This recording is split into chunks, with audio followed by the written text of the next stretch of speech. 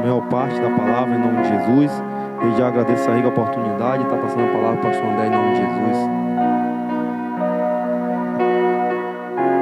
A graça e a paz, igreja, amém? Vá abrindo a sua Bíblia no livro de 1 Samuel.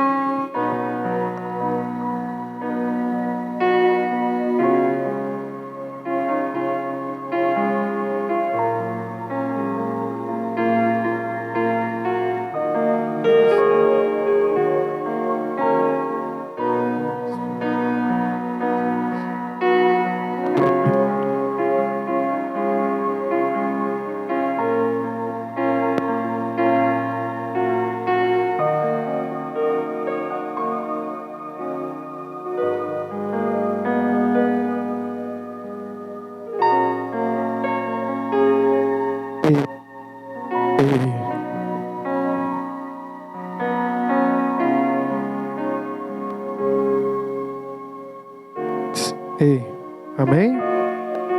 1 Samuel, capítulo de número 4. Glória a Deus. Você está feliz com Jesus aí? Amém.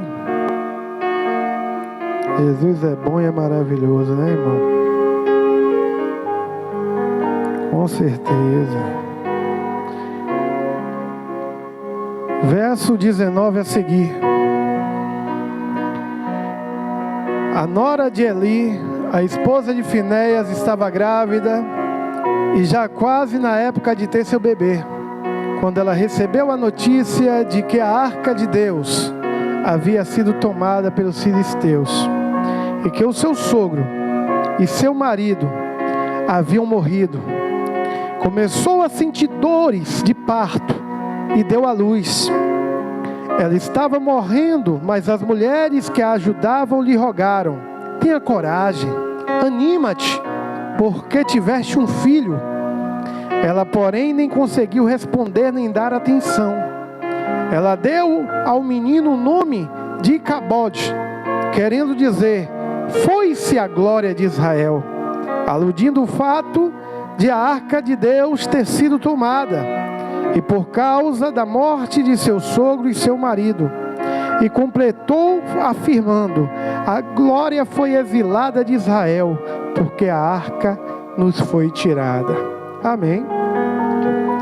Senhor Deus e Pai, nos revela a Tua palavra, nos abre entendimento nesta noite, em nome de Jesus. Que o Senhor possa edificar a Tua igreja e fortalecer-nos em Ti, através da Tua palavra, em nome de Jesus. Amém, irmão? Amados, o texto que acabamos de ler retrata um fato que aconteceu em Israel ainda nos dias dos juízes. O livro de Juízes havia terminado, aí começamos a ler 1 Samuel, mas Samuel ainda está na geração dos juízes. E aqui, o juiz que julgava na época era o sacerdote Eli, o tutor de Samuel, o pequeno Samuel, filho de Ana, que pelo pedido que a mãe fez a Deus, Deus permitiu que ela viesse gerá-lo. E a Bíblia diz aqui que chegam os dias em que se cumpre uma profecia, a qual Deus tinha falado através de um dos profetas, a qual não é relatado o nome, e também pelo próprio Samuel, em que Deus julgaria a casa de Eli e toda a casa de Israel. E a Bíblia diz que justamente nesses dias, os filisteus se levantam contra Israel. E a Bíblia fala que os filisteus, destruindo quase 4.000 homens, Israel foge de diante deles. A Bíblia diz que quando acontece isso em meio à guerra, Israel manda que trouxesse para o meio do exército a arca de Deus, a mesma arca que ia à frente de Josué, quando ele vinha lutar as guerras do Senhor e conquistar a terra prometida.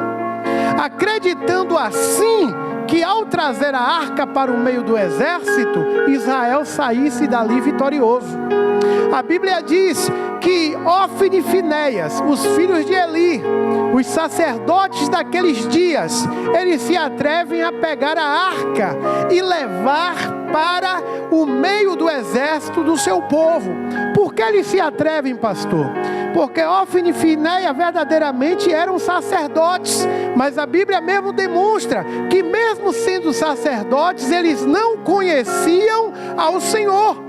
Pois a Bíblia diz que eles, de diversas formas e atitudes, eles blasfemavam contra o nome de Deus, trazendo escândalo para o seu ministério e também fazendo com que o povo se afastasse do lugar de adoração ao Senhor.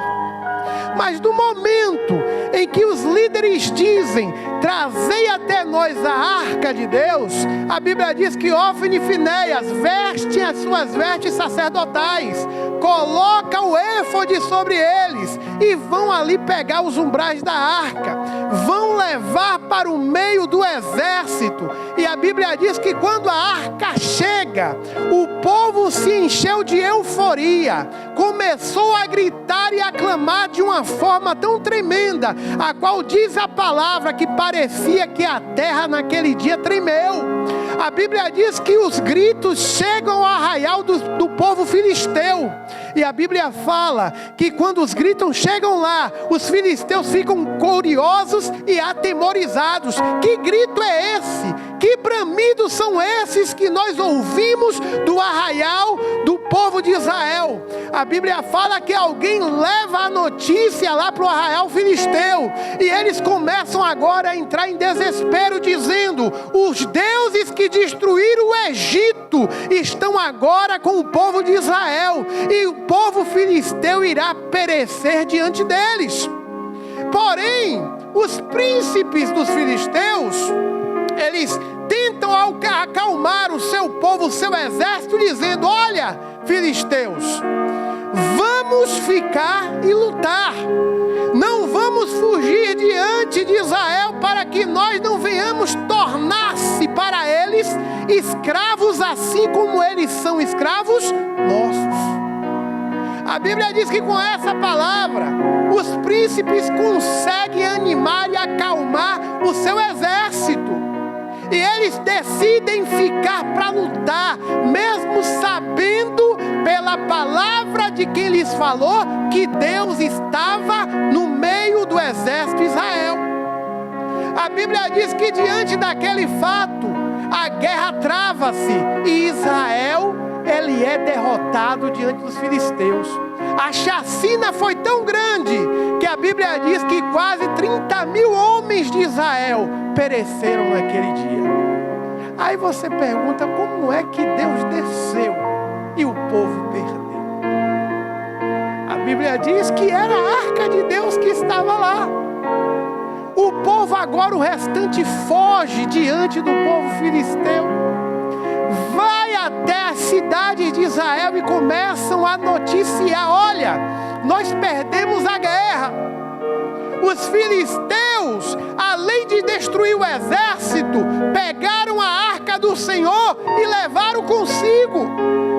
E a Bíblia diz que diante deste fato, um homem de Benjamim consegue chegar até a terra onde estava ali o sacerdote e juiz Eli, a qual já se passava mais de 90 anos. Ele já não conseguia enxergar mais, mas ele começa a ouvir os gritos e o choro do povo. E aquele mensageiro chega até ele e ele lhe pergunta: o que é que aconteceu? O homem lhe diz: olha, ainda hoje foram mortos teus 2 filhos, Ofni e Finéias, e Israel perdeu a guerra. E ainda tem mais: a arca de Deus foi levada para a terra dos filisteus.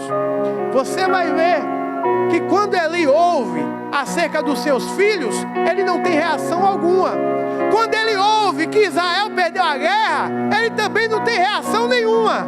Mas quando ele diz: a arca de Deus foi levada para a terra do filisteu, a Bíblia diz que Eli passa mal. Ele cai de costa e quebra o pescoço, se cumprindo a palavra que o profeta tinha lhe dito: que em um só dia morreria ele e os seus filhos. A Bíblia diz que devido a isso, a notícia chega à casa do filho de Eli, Finéias. A sua esposa está grávida, como a gente acabou de ler.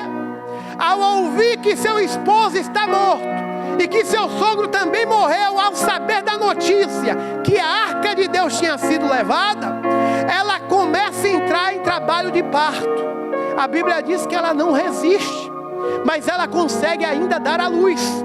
E dando-lhe a luz, já findando a sua vida, as mulheres tentam lhe animar e dizer: olha, é um menino, é uma criança. Mas ela, antes de perecer, ela só diz para ela a seguinte frase: o nome dele é Icabote, que quer dizer: e foi-se embora a glória de Deus. Porque a arca de Deus foi tirada do seu povo. Irmãos, vários eventos acontecem pelo só motivo da arca ter sido tirada. Aquele povo acreditava que devido à arca estar ali, eles seriam totalmente protegidos e sairiam vitoriosos. Por quê, pastor? Porque eles acreditavam que aquela arca trazia a presença de Deus. E começaram a tratar a arca não como símbolo da presença, mas como um amuleto. Se a arca está aqui, ela me protege. Você já se perguntou o que é um amuleto? Se você colocar no dicionário e pesquisar o que é amuleto, está lá dizendo que é um objeto cujo possuidor acredita que ele lhe dá proteção. E a gente muitas vezes trata as coisas de Deus como um amuleto. Porque eu tenho uma arca, Deus está aqui e eu estou protegido. É como se Deus cabesse dentro daquela caixinha. Eu tenho uma arca, Deus está aqui. A gente vence a guerra. Eu vou levar a arca, assim acreditaram Ofni e Finéias. E por nós levarmos, a gente vai sair vitoriosos. Por que eles agem desse jeito? Porque eles não conhecem a Deus. Eles têm até a arca, mas não conhecem a Deus. Sabe o que é interessante? É que Ofni e Finéias vão levar a arca. E cadê Samuel? Nem aparece. Samuel não vai nesse bolo. Samuel está lá separado. Fazendo o quê, pastor? Ouvindo a palavra do Senhor. Porque se você pegar capítulos anteriores, vai se findar dizendo que o menino Samuel crescia diante do Senhor. E o Senhor se revelara a ele através da sua palavra. Enquanto alguém está levando uma caixinha dizendo Deus está aqui, Deus está lá num quartinho com um menino, falando com ele e dizendo: é hoje que se cumprirá a minha palavra. Hoje eu arranco do meio da terra a casa de Eli. Você está entendendo, irmão? O povo estava fazendo daquilo que era de Deus um amuleto. E a gente faz muito disso hoje. Porque eu tenho a Bíblia, nenhum mal me sucederá. A Bíblia, sem ler, é só um livro. Se eu tenho a Bíblia e não leio, para mim ela nada serve. E se eu leio e não a pratico, não terá efeito algum. Ponha isso em sua cabeça. Só será um amuleto que você coloca debaixo do braço ou deixa no Salmo 91 para as moscas sujarem. Não adianta eu pegar a foto do conhecido e botar na Bíblia. Isso quer dizer o quê? É melhor você dobrar seu joelho, ser sincero e pedir para Deus guardar. E pedir para Deus visitar. Se está lá dentro da Bíblia, vai servir de um marca-página. Porque a Bíblia era para ela ser estudada, meditada e praticada. Para quê? Para que Deus fale comigo e eu lhe obedeça. Porque se Deus falar e eu não obedecer, também não vai servir de nada. Porque se não adianta eu ouvir a voz do Senhor e não obedecer, porque as bênçãos sobrevirão sobre mim. Mas se eu ouvir a voz do Senhor e obedecer, as bênçãos sobrevirão sobre a minha vida. É o que a própria Bíblia diz. E aí é que está, irmão. A gente pega as coisas do Senhor e tem feito como um amuleto. Porque eu aceitei Jesus, nada me mexe, nada me toca, eu sou os intocáveis. Não adianta aceitar Jesus e não conhecer Jesus. Não adianta dizer que levou Jesus para casa e não tratar como Jesus estivesse ali. Diz que um certo Simão levou Jesus para casa, mas Jesus ficou lá, tratado como qualquer um, até que Deus moveu uma pecadora que para muitos era uma grande prostituta, e ela foi lá lavar os seus pés com lágrimas e enxugar com seus cabelos. E Jesus diz: Simão, tu me trouxe aqui, tu foste meu anfitrião, mas tu não me trataste como alguém que foi teu convidado. Mas essa mulher, desde a hora que entrou, ela lava meus pés com lágrimas, ela os beija e enxuga com seus cabelos, e por causa disso eu te digo, todos os seus pecados são perdoados. Irmão, chega de tratar as coisas de Deus como um amuleto da sorte. Não, irmão, não é por aí. Chega de achar que você está no meio de uma nova religião.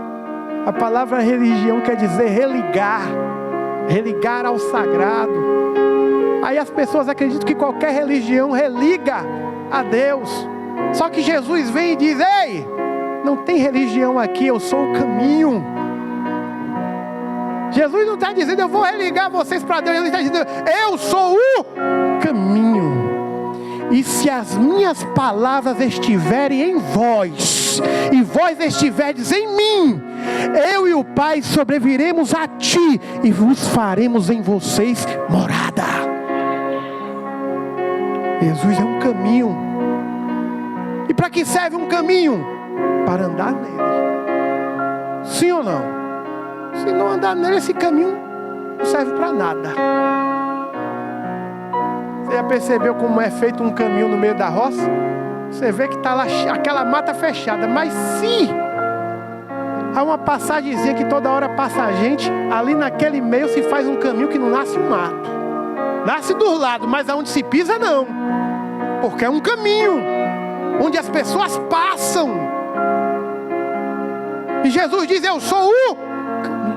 É por mim que vocês vão chegar até a Deus. É por mim, é estando em mim e as minhas palavras em vocês. E como é que as palavras dele estão em mim? Não só no momento que eu a conheço, mas quando eu também a pratico.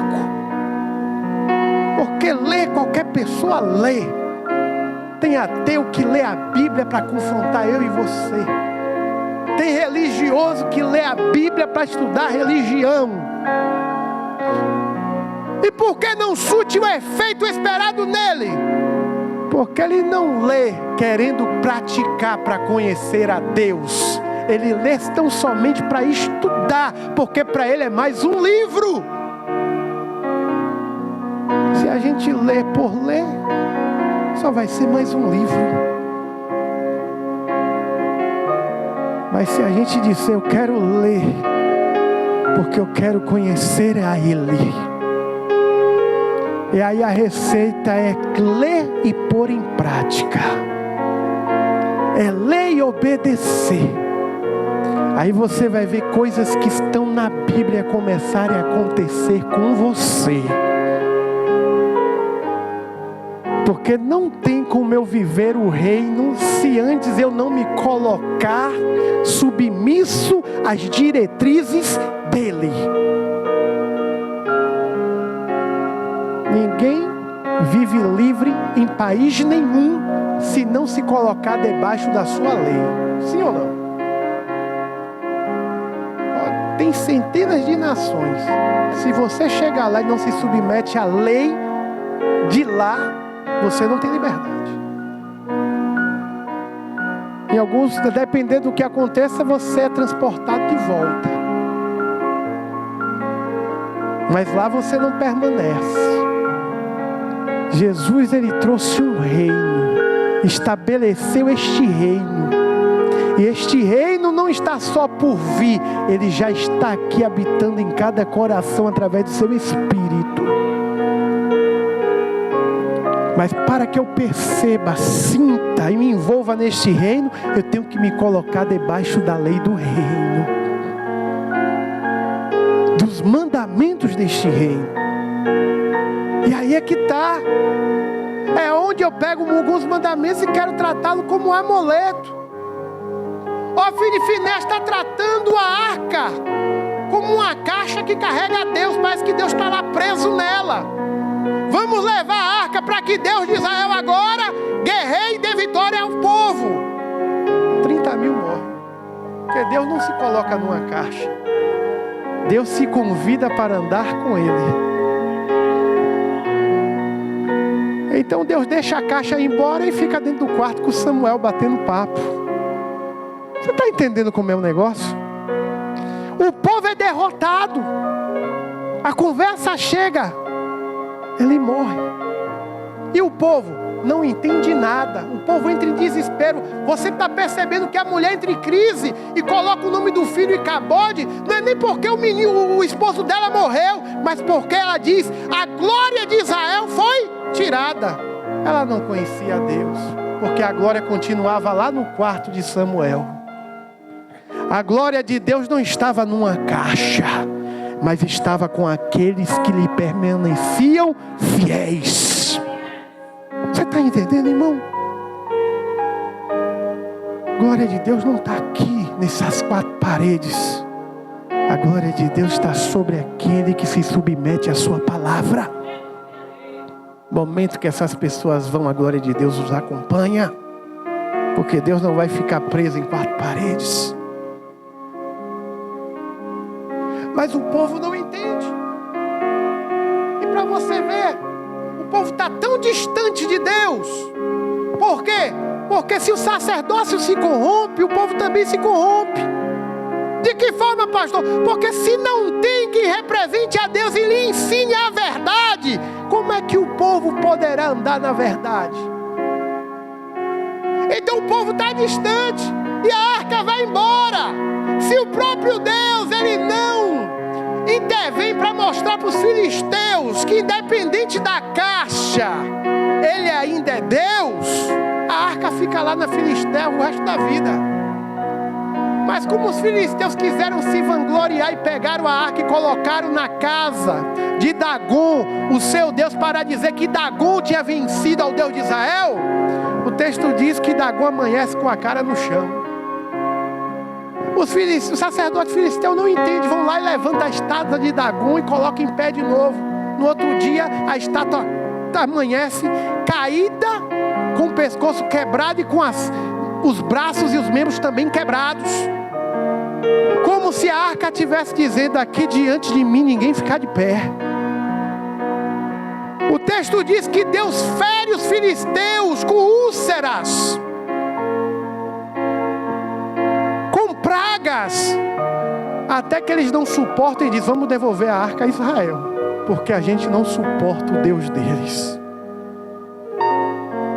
A arca volta, fica em Kiriat Jearim, mas fica lá esquecida, como só uma caixa. Porém a glória está sobre Samuel. A arca está distante, mas Samuel vai crescendo. E ele vai crescendo diante do Senhor. Sabe quanto tempo passa isso? 20 anos.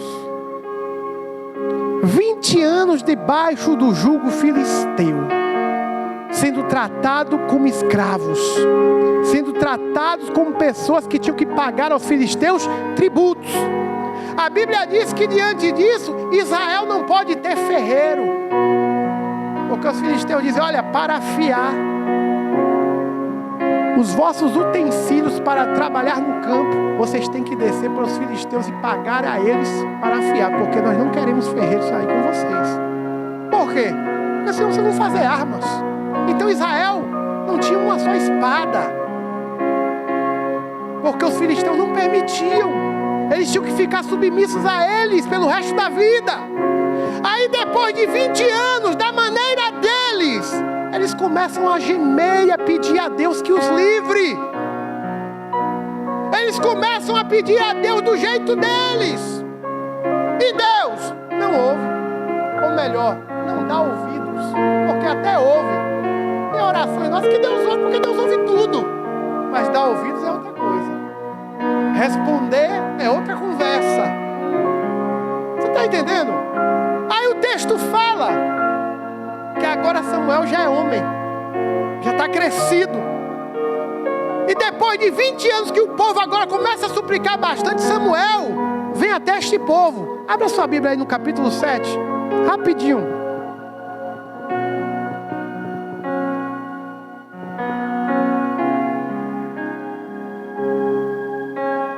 Verso 2, 1 Samuel 7:2.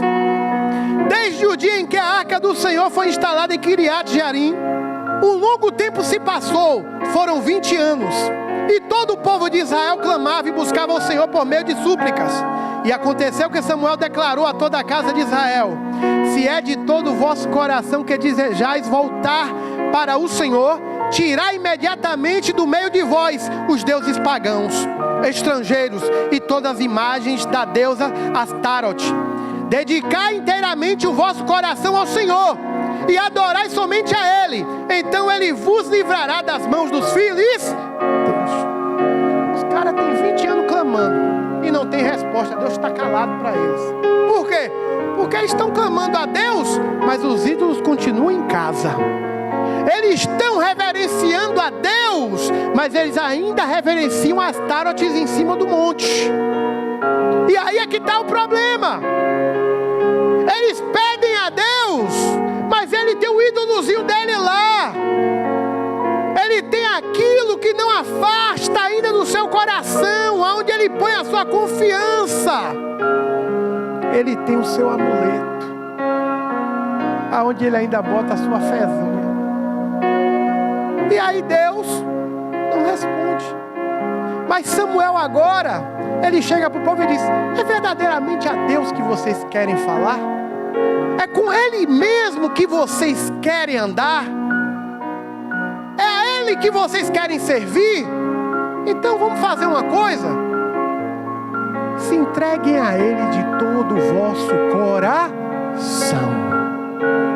Tirai do vosso meio os falsos deuses. Tirai os ídolos estrangeiros. Tirai a vossa adoração a Astarote, a rainha dos céus, porque só existe um só Deus. E fazendo isso e voltando o vosso coração para Ele, Ele vos ouvirá. Ei, meu irmão, com Deus não se divide fé. Com Deus ou você confia ou não confia. Com Deus ou é Ele e mais ninguém.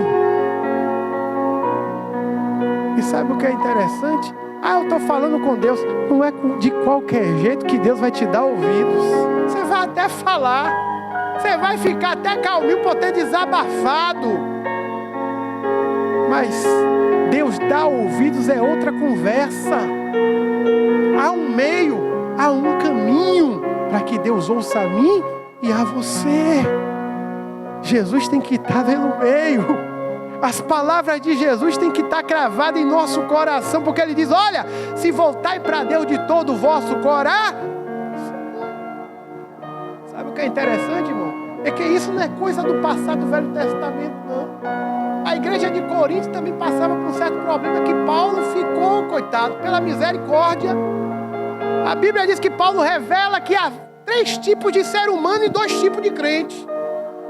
Paulo diz: olha, há o homem natural, aquele que não conhece a Deus, que é tão somente criatura e que ele anda da forma natural do mundo. Mas há também o homem carnal, que é aquele que aceitou Jesus, aceitou Cristo, mas ele ainda não se sujeita à sua doutrina. E há aquele homem espiritual, que é aquele que aceita Cristo e se esforça para se submeter ao seu senhorio. Porque aceitar Jesus como Salvador é mole. O problema é dizer: agora tu vai ser meu Senhor. Tu dá a ordem e eu obedeço. Tu manda e eu faço. Tu pede e eu digo: eis-me aqui. O problema está aí, irmão. Porque a salvação, quem não quer? Quem é que quer morar lá com outro rapaz do andar de baixo? Ninguém. Todos nós queremos subir. Todos nós queremos estar com Ele na glória. Só que Ele não é só Salvador, Ele também é Senhor. Senhor. E Senhor manda. Senhor dá ordens. Senhor põe ordem na casa. Senhor requer renúncias. Você já pensou se um Senhor falasse algo para seu servo e ele dissesse: não vou fazer? A gente não vê Jesus desse jeito, né? Irado. Mas só que o próprio Jesus, em suas parábolas, ele diz: servo mau e infiel, peguem ele e lancem nas masmorras, aonde há choro e ranger de dente. Onde há choro e ranger de dente não é coisa boa não, porque ele completa: lá é onde o fogo nunca se apaga e o bicho não morre. Esse Jesus como Senhor a gente também vai conhecer, ainda que não seja aqui, mas no porvir. Mas é melhor a gente já conhecer da agora, porque no porvir não tem mais graça. No porvir é justiça, é juízo. Então se submetamos agora ao seu senhorio. Por quê? Porque ele diz que foi lhe dado o nome que está sobre todo, para que todo joelho no céu, na terra, embaixo da terra, se dobre perante o nome de Jesus. Se até os demônios se prostram diante dele, porque eu e você vamos ter uma dura cerviz. Aí Paulo diz: ei, enquanto vocês se endurecem a se sujeitar ao mandamento de Cristo, vós ainda continuais carnais, porque a carne vos domina, a vossa natureza ainda predomina. Ah, mas nós nos batizamos e isso não quer dizer nada. Nada. Quer dizer o quê? Que você tomou um banho de piscina ou de rio, se as palavras dele ainda não estão em nós. Como, pastor? Você quer ver um exemplo? Golias está lá. Ele se levanta e diz: tragam a mim um homem de vocês, para que lutem comigo. E quem sair vencedor,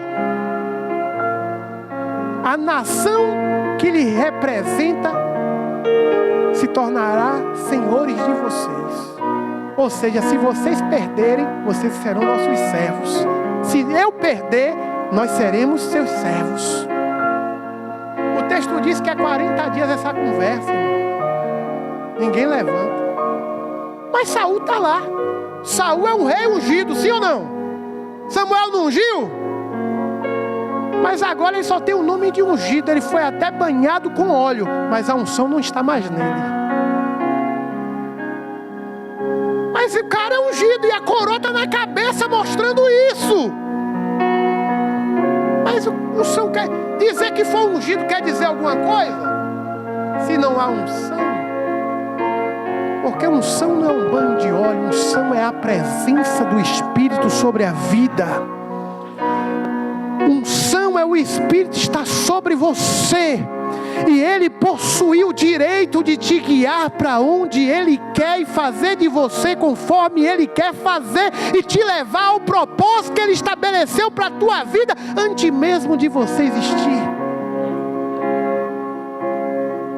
Então Saul, ele fora ungido, mas não tem mais unção. Então ele não tem coragem de bater de frente com o gigante.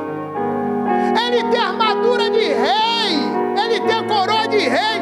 As pessoas dizem: esse é o nosso rei que o Senhor ungiu através de quem? De Samuel. O que as pessoas não sabiam é que ele tinha até a história do óleo que desceu, mas a unção já tinha se ido. Mas aí chega um pastorzinho com um jumento trazendo comida para dar ao povo. E quem tem a unção não tem nem a coroa, mas tem a unção é diferente de quem tem coroa e não tem mais unção. Você está entendendo, irmão? É melhor ter unção do que o título, do que o nome, do que a fama. Porque tem muita gente que deixou de ser e não é mais. Aí se repete o que ele disse lá para Laodiceia: tem fama de que vives, mas está morto. Aí o texto diz que Davi, quando ouve o gigante dizer: não tem ninguém para me desafiar, cadê o guerreiro de Israel? Cadê o Deus de Israel? Quem tem unção é diferente, irmão. Quem tem unção, o Espírito tem liberdade. Davi já vira as costas, olha para o gigante e diz: quem é esse incircunciso para estar falando desse jeito com o exército do Deus vivo? Aí alguém diz: esse aí é um gigante que tem 3 metros e já tem 40 dias desafiando e não tem ninguém que vai lá lutar com ele. Davi diz: eu vou. Ele pede para Saul, Saul diz: mas Davi, tu não pode, tu é pastor. Esse homem é homem de guerra. Aí Davi olha para ele: eu sou pastor, mas vinha o urso e eu matava o urso. Tirava da boca dele as minhas ovelhas. Vinha o leão e eu arrancava as ovelhas da boca dele, e quando ele ainda resistia, eu pegava na sua juba e o matava. E do mesmo jeito que o Senhor me livrou do leão e do urso, Ele me entregará esse filisteu. Irmão, quem tem unção é diferente. Saul só tem o nome de ungido, e Davi, ele tem a unção. A presença está sobre ele. E por quê, pastor? Qual é a diferença se tem coroa para representar? Porque unção não é adquirido por coroa e nem por título, é relacionamento. É andar com Ele, é tempo com Ele. O texto diz que Davi convence Saul. Saul diz: então veste a minha armadura, pega a minha espada e vai. Davi veste, não cabe, está tudo folgado. Ele diz: olha, eu não tenho costume de andar com isso. Me dá o meu cajado, me dá o meu alforje, que eu vou descer ao riacho e vou pegar pedras, e eu vou lutar com ele, assim como eu lutei com o urso e com o leão. Sabe o que é interessante, irmão? Quando Davi chega no campo de batalha, o gigante já tenta amedrontar Davi, dizendo: quem é esse aí que está vindo com um pedaço de pau para lutar comigo? Estão zombando de mim. Ele tenta colocar medo em Davi para paralisá-lo, dizendo: ei, se você vir, eu hoje vou te lançar para as aves do céu te comer.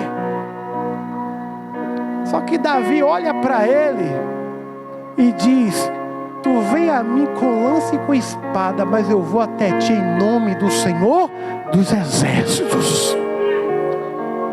Irmão, Davi, ele está tão cheio da graça, que ele está dizendo: para Deus dar vitória, eu não preciso de espada, eu não preciso de escudo, eu só preciso que Ele esteja sobre mim, porque se Ele estiver comigo, eu passo pelo meio de um batalhão e desembarato um exército. Com meu Deus eu salto muralhas, com meu Deus eu sou vitorioso. O texto diz que quando Davi fala isso, o gigante se ira, e Davi continua dizendo para ele: olha, ainda hoje o Senhor me entregará você você, e eu te arrancarei a sua cabeça, e darei para as feras e para as aves do céu, para que todos os exércitos saibam que é do Senhor a guerra, e que é dele a vitória. Rapaz, Davi faz isso, irmão, e ele corre para cima do gigante. Não é um gigante que vem até Davi, não, é Davi que vai para cima. É o Espírito de Deus dizendo para Davi: vai que eu já saí à tua frente, eu quero vencer. Ei, com Deus não é qualquer palavra que te paralisa. Com Deus não é qualquer lugar que impede de você ir, porque você sabe quem está andando com você. Você sabe que quem vai à tua frente vai endireitando todo o caminho tortuoso, vai despedaçando os ferrolhos de bronze, porque Ele tem tesouros escondidos para nos entregar. O texto diz que Davi vai para cima, mata o gigante com uma pedrada, a qual a pedra crava na sua testa e ele tomba. E Davi pega a sua própria espada e lhe arranca a cabeça. O texto fala que quando cai a ficha dos filisteus, eles não entendem nada, eles não compreendem. E Israel parte para cima agora cheio de coragem, porque eles perceberam que havia alguém que diante dos olhos humanos não tinha nada para dizer: esse daí vai vencer. Mas havia algo dentro dele que era maior do que todo o exército.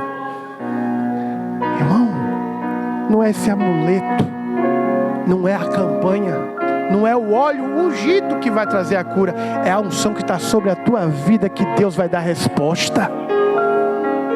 Qual é o nosso problema com as campanhas? Porque a gente acaba tirando aquilo que é de Deus e colocando nos utensílios ou nas pessoas. Ai, pastor fulano que vai pregar hoje, eu vou lá porque hoje Deus vai usar ele para mim. E a Bíblia está lá fechada, lá no quarto, cheia de poeira. E o Espírito Santo está lá dizendo: eu estou aqui só te esperando, tu está procurando beber de outra fonte. A gente canta, mas a gente gosta de beber a água da fonte dos outros. E aí está cantando: eu vou beber e não vou precisar mais voltar aqui. Por quê? Porque eu já sei de onde é a fonte, é de Jesus.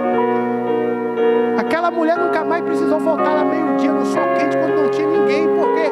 Porque a água que ela bebeu, que ela precisava, tirou dela toda a vergonha. Mudou toda a sua vida. A água viva, verdadeira, começou a fluir de dentro para fora. Por quê?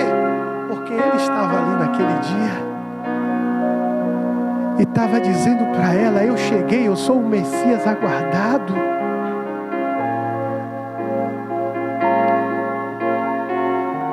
A Bíblia diz que diante do fato de Samuel declarar para o povo: apartai-vos dos ídolos e voltai de todo o coração para Deus, a Bíblia diz que o povo começa a lançar fora os seus ídolos, começa a colocar fora os seus objetos, os seus amuletos.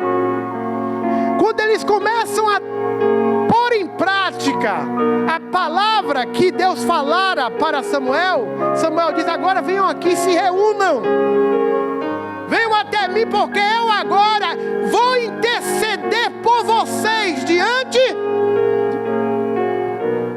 Então, meu irmão, sabe o que é coisa linda? É que quem conhece a Deus não tem medo de orar pelo outro. Samuel não está intercedendo por uma pessoa, não. Ele chama o povo e diz: vem para cá que eu vou orar por vocês. Samuel não falou assim: eu vou meter a mão nisso aí, vai que eu pague o preço, vai que a retaliação venha. Samuel está andando é com Deus, meu amigo. Me mostra isso na Bíblia onde não é para você orar pelo irmão. Me mostra isso na Bíblia aonde não é para você orar por quem está com problema, porque você está com o seu credo religioso dizendo que se orar o problema vem para você. Porque Jesus, ele disse: orai uns pelos outros. Isso é desculpa e mentira do diabo para você não fazer o que tem que fazer: amar e ter compaixão. Mas todos nós, como estamos num problema, a gente quer receber oração. A gente é hipócrita. Todo mundo que está no deserto quer que alguém tenha coragem de ir lá botar a mão. E mesmo sem a pessoa saber, a gente vai lá, ai, deixa eu ir lá para Deus usar aquele pastor para falar por mim. E quando Deus fala na palavra, mas a gente acha que tem que ser algo direto, a gente vai lá e ainda diz, ô pastor, ora por mim. A gente quer forçar uma profecia, uma revelação, um revelamento. Porque aquilo já é o nosso amuleto, se revelar acontece. Aí Deus até revela, mas ainda não quer dizer que vai acabar o teu problema. Ainda tu vai ter que viver o tempo determinado por Deus, porque não é a revelação que vai te tirar da prova, vai ser a tua mudança. Não é a revelação, o dizer quantos dias que vai acabar o teu problema. É a tua mudança, porque se a prova continua, é final que ainda você não foi aprovada. Eu não fui aprovado. Ah, mas passou essa. Não se preocupe não, se você fugir dessa, tem outra lá na frente.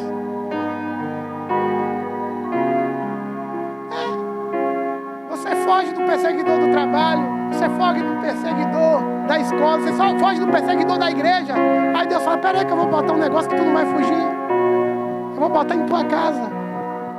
Vai teu filho, vai teu marido, vai tua mãe, seja lá quem for, Deus bota no canto e agora foge daí. Uma pessoa essa semana falava com a gente, olha, eu estou orando lá, a minha parente tem uma mãe, a mãe dela é muito difícil, isso e aquilo, tal. Começou a falar horrores. Só olhei para ela e falei, mas aí é bom, pelo menos é alguém que ela ama, é a mãe. Se fosse de fora ficava mais difícil dela orar. Já que a mãe é mais fácil dela orar pela mãe, sim ou não? Da mãe. Mas a gente só vê o diabo. Ele deve dizer, não, se fosse de fora você fugia. Eu vou botar um espinho na sua carne. Que é para você saber que a minha graça te basta. E o meu poder se aperfeiçoa na sua fraqueza. Porque quando é por aqueles que a gente ama, Jesus nos pega e diz, agora eu te trato. Sim ou não? É por aí. É desse jeito. Porque se for qualquer outra coisa, de outro lugar, de fora, a gente foge, a gente dá um jeitinho de sair e dizer que foi o cão. Eu quero saber que cão é que trabalha na vida de crente, se Deus é dono dos crentes. Agora, Deus vai resistir os soberbos, mas vai dar graça aos humildes. O soberbo está fugindo, mas quem tiver humildade de se sujeitar, Deus diz, agora eu vou trabalhar. Aí é que está a questão, irmão. Então Israel agora, depois que a coisa aperta, eles passam 20 anos debaixo do jugo filisteu, para chegar até Samuel e dizer, Samuel, mostra pra gente onde é que a gente está errando.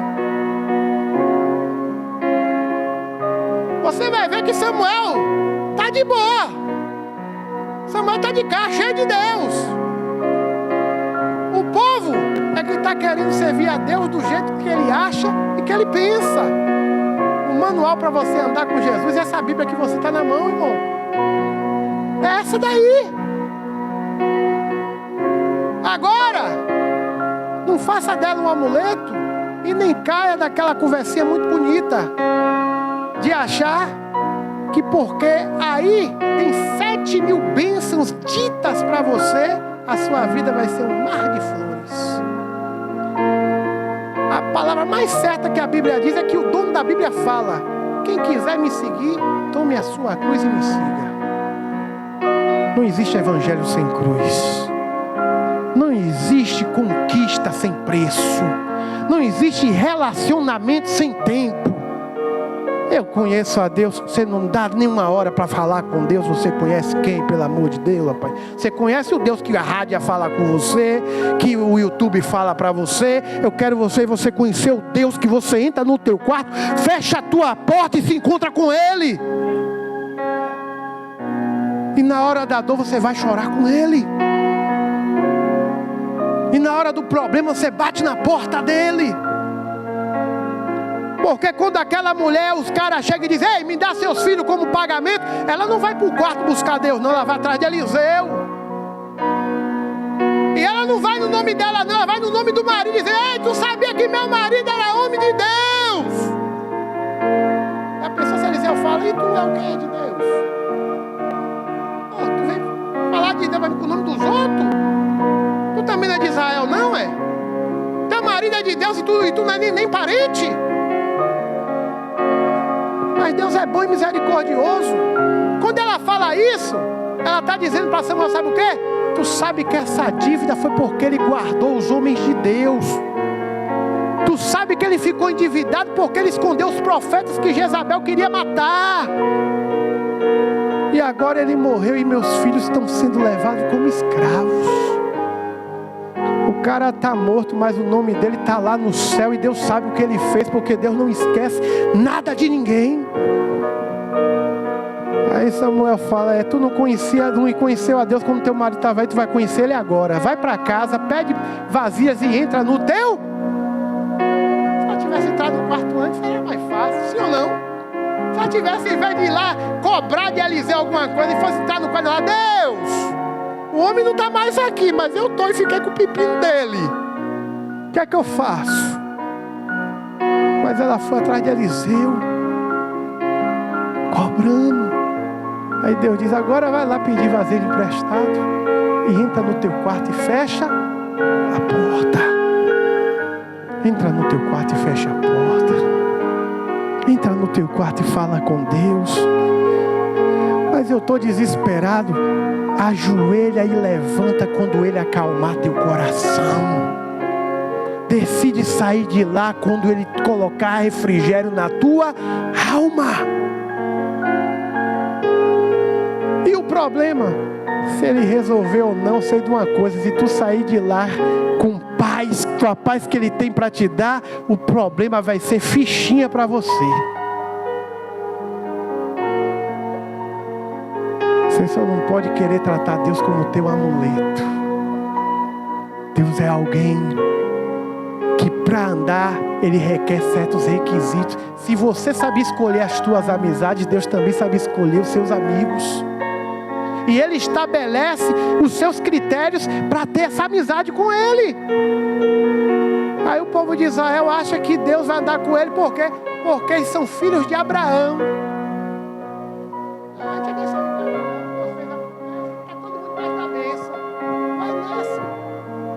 Jesus olhou para eles e disse, ei, vocês acham que é porque é filho de Abraão? Vou dizer uma coisa para vocês, o pai, ele pode levantar filhos para Abraão aqui dessas pedras, viu? O pai, se quiser, levanta filhos para Abraão aqui. Os filhos de Abraão são aqueles que creram na promessa como Abraão e obedeceram a Deus como Abraão. Sai da tua terra, do meio da tua parentela e vai para uma terra que eu te mostrarei. Anda na minha presença e ser uma bênção para que eu te dê as nações. Irmão, há sempre uma condição. Não é a bênção sem condição, não. Não é moeda de troca. Faça seu voto e Deus vai lhe dar. Aí você está fazendo, meu irmão, do seu voto, do seu dinheiro, um amuleto que obriga a Deus a lhe proteger e lhe dar o que você quer. Fuja disso. Distorcer o que é voto. Voto é um ato de fé entre você e Deus. Não é ninguém te estimulando a isso, não. O voto é espontâneo, vem de você. É tanto que quando um certo juiz, ele abre a boca e diz, Senhor, se tu me der vitória hoje nesta guerra, o que sair da minha casa eu te ofereço como sacrifício. Jefité, eita, ele fechou a boca e Deus deu vitória. Todo mundo bradou, ele agora é nosso juiz. O rejeitado, o bastardo, ele agora vai julgar. Jefité está alegre, está feliz, mas ele fez um voto. Não foi ninguém que disse, venha para cá que Deus vai dar vitória e faça seu voto. De 1.000, 5.000, 10, conversa fiada, irmão. Foi ele e Deus. Quando ele chega em casa, quem é que sai? Sai a filha alegre para abraçar o pai, pegar no pescoço e dizer, meu pai voltou da guerra. Quando a filha sai, ele cai de joelho porque ele lembra, meu Deus, logo ela saiu. Mas pastor, ele matou? Não se acredita que ele matou, mas se acredita que ela morreu virgem. e viveu só para Deus, porque Deus não recebe sacrifício humano. E a consequência disso, Jefité não teve descendência, acabou na filha, o nome dele parou ali. Era algo ruim para Israel, para quem pertencia ao povo, porque eles tinham que ter sempre descendentes para que seu nome ficasse marcado de geração em geração.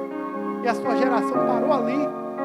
Mas ele honrou o voto que ele fez com Deus. Espontâneo, irmão. Não foi um amuleto, não foi uma moeda de troca. Voto é diferente dessas coisas que estão fazendo aí. Estão pegando as coisas do Senhor e estão deturpando, banalizando. E daí o que acontece? As pessoas perdem a fé. O evangelho entra no descrédito. As pessoas que aceitam a Jesus acham que vai ter uma grande vantagem, de que a vida agora vai ser uma maravilha, o emprego que ela quiser ela vai ganhar, porque ela vai pedir a Deus e Deus tem a obrigação de dar. Pare com isso. Você aceitou Jesus para conhecer a Ele. Eu falava com os meninos subindo o monte quarta-feira e dizia: ei, sabe qual é o nosso propósito aqui? Então é o emprego, não é a bênção. É a gente conhecer Jesus lá em cima, porque muitas vezes em casa a gente ficava lá dormindo. Vamos lá buscar Jesus, fazer como Jesus fazia. Jesus deixava todo mundo lá embaixo e subia e dizia: eu vou ficar sós com o Pai. A gente quer fazer sacrifício para Deus dar o que a gente almeja. Faça sacrifício para conhecer o céu, para conhecer a Deus, para que tua fé seja genuína, porque no final tudo passa, no final nada fica, e no final, como disse Salomão, é só vaidade. Mas quem tem Deus é diferente. O povo tem 20 anos debaixo do jugo do filisteu, e Samuel está como? Está de boa, está tranquilo, porque ele não está debaixo do jugo filisteu, ele está debaixo da potente mão de Deus. Enquanto o povo está triste, dizendo: a arca nos abandonou, e Samuel está dizendo: a arca nunca me abandonou, ela está aqui no meu quarto comigo. Samuel entende que não precisa de arca, porque o povo agora se apresenta diante dele e ele começa a interceder. A Bíblia diz que ele sacrifica o novilho e o povo começa a se amontoar perante a ele.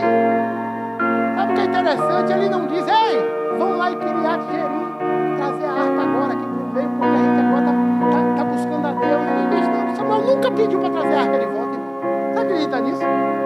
Samuel, toda a vida dele, ele nunca mandou trazer a arca de volta, porque ele entendeu que ele se tornara a própria arca, porque a presença estava com ele. A presença andava com ele. Samuel é um cara que tinha tanta presença que a Bíblia diz que em toda a sua vida, nenhuma só palavra que saíra da boca de Samuel caiu por terra. Todas Deus cumpriu. Todas. Também ele jamais cortou o cabelo da cabeça e nem fez a sua barba, porque ele era nazireu, consagrado de Deus desde o ventre. Ou seja, ele era fiel, ele tinha uma aliança totalmente diferente de Sansão. Tudo foi uma resposta de Deus para o povo. Olha, Sansão foi meu nazireu escolhido, mas não me foi fiel.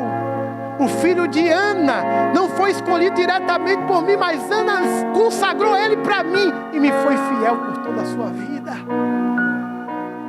Por toda a sua vida.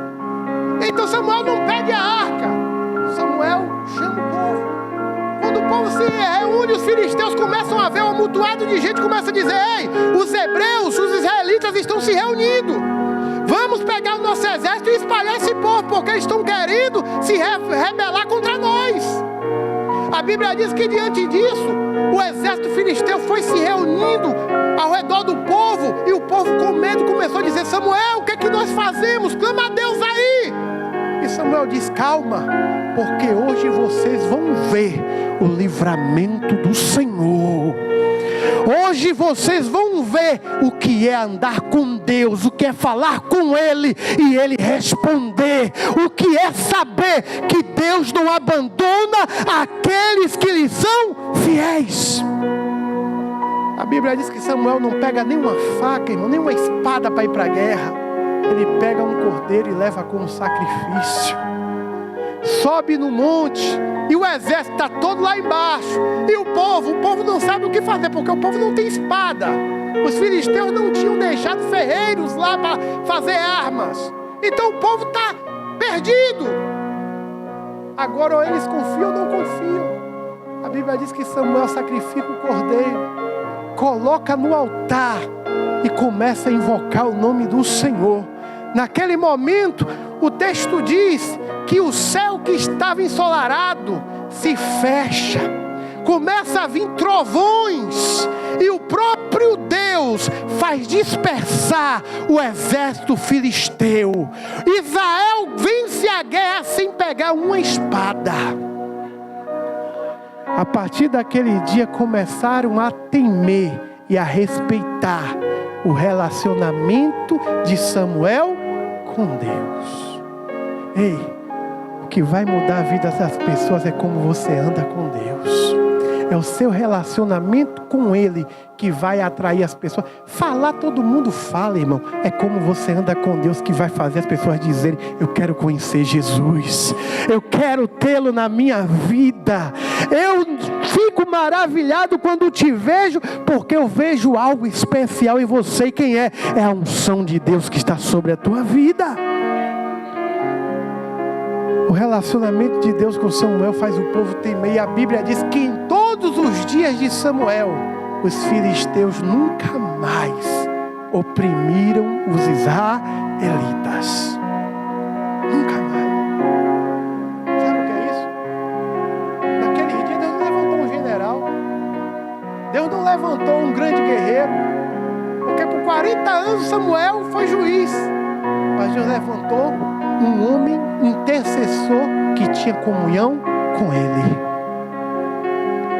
E a comunhão de Samuel com Deus não permitiu que os filisteus jamais oprimissem Israel por todos os dias da sua vida. Você está com medo de quê? Ou melhor, você está com medo de quem? O que está faltando não é ninguém para te ajudar, é seu relacionamento com Deus melhorar. É sua comunhão com Ele, sua sintonia com Ele ficar mais afiada. O que a gente está precisando é jogar fora os nossos falsos ídolos, as nossas falsas crenças, os nossos falsos achismos e realmente viver a Bíblia genuína. A gente lê e diz: eu vou praticar isso aqui a partir de hoje. Jesus, me ajuda, porque eu não quero mais ser o mesmo. Eu quero andar contigo e eu quero perceber o Senhor perto de mim. A gente está precisando é disso, irmão. Não precisa de nada fantástico e sobrenatural. O sobrenatural vem do simples. Vem do simples. Samuel não fez nada que os sacerdotes não faziam. Só que uma coisa é alguém sacrificar por sacrificar. Uma coisa é alguém que sacrifica porque conhece a Deus. Você entende isso? Uma coisa é sacrificar por sacrificar. Outra coisa é quem sacrifica porque conhece a Deus. Aí a diferença. Porque os sacerdotes estão lá fazendo a mesma coisa, mas não acontece nada. Mas no dia que Samuel sacrifica e fala com Deus, Deus responde, fecha os céus, manda fogo do céu, e o povo ali conhece que Deus está ali com aquele homem. A questão é de quem ora como de prancha, e outra questão é de quem ora porque tem comunhão com Ele. Amém? O nosso culto não começa porque alguém pegou o microfone e começou a dirigir e disse: levanta, vamos orar e apresentar o culto a Deus. Nosso culto já começa pela manhã, quando a gente levanta e entende que tem alguém ali que merece o primeiro seu bom dia. E que você procura se desviar do mal, porque o seu culto não é esse momento, é o seu dia todo. Aonde Satanás está tentando, você está dizendo: eu não vou dar lugar a ele, porque o meu Deus está aqui, é muito melhor obedecer a Ele. Sabe? O nosso culto começa no dia inteiro. Você não tem 2 horas de culto ou 2 cultos na semana. Você tem 24 horas de culto e 7 dias semanais de culto. Agora há quem faça da sua vida um culto a Deus, e há quem viva como se só houvesse culto 2 dias na semana. E aí é que tá, irmão. Porque Paulo, ele abre a boca e diz: olha, vocês têm que aprender uma coisa, o quê? Orar sem cessar. Orar sem cessar, você parou para pensar nisso? Vou passar o dia todo de joelho, pastor? Não. Mas você andar em sintonia e saber que Deus está todo tempo aqui.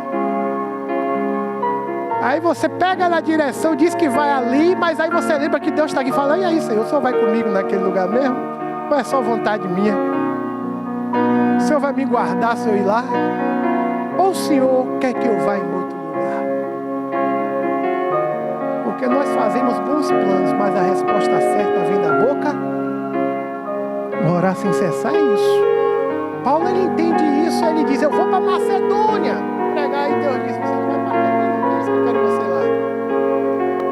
Eu vou para tal lugar falar de Jesus. Paulo disse: não. Deus disse: não, você não vai para lá.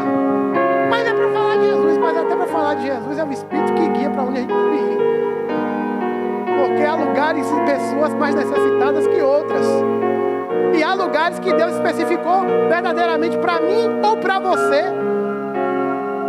Mas a gente muitas vezes quer ser guiado pelo nosso achismo. Você anda com Deus. Deixa o Espírito Santo guiar a sua vida. Convide Ele para a sua vida. Faça dele o seu amigo íntimo, não o seu amuleto. Porque a gente usa muito o nome de Jesus como amuleto. Ou está repreendido. Basta só a palavra ser mal aos nossos olhos que a gente já repreende na cara. Não é não? Está repreendido. E muitas vezes é Jesus que está ali dizendo: deixa que eu vou lhe apertar, repreenda. Não adianta você repreender. Sabe? O cara chegou para Paulo e disse: olha, tu vai descer para Jerusalém, lá tu vai ser preso. Paulo não repreendeu não. Paulo diz: eu sei. Porque o Espírito Santo me revela isso onde quer que eu vou. Que o que me aguarda é prisão. Se é isso no dia de hoje, a gente diz: é diabo, é demônio, é cão usando essa boca. Porque Deus só age naquilo que é bom aos nossos olhos. Mas Deus, Ele muitas vezes quer conflitar comigo e contigo para ver o que é que vai prevalecer, o meu achismo ou a vontade dEle. O que é que eu vou me sujeitar? A Ele ou a minha velha natureza? E aí é que tá, irmão. É nesse momento que aí eu vou decidir escolher se eu permaneço sendo um homem carnal ou me torno um espiritual. Vamos tirar os amuletos e vamos se agarrar a Cristo. Vamos se apegar a Ele. Vamos andar com Ele, porque Ele quer fazer novidades de vida acontecer na minha vida e na sua vida. Ficamos de pé nesta noite, vamos falar com Deus. Aleluia.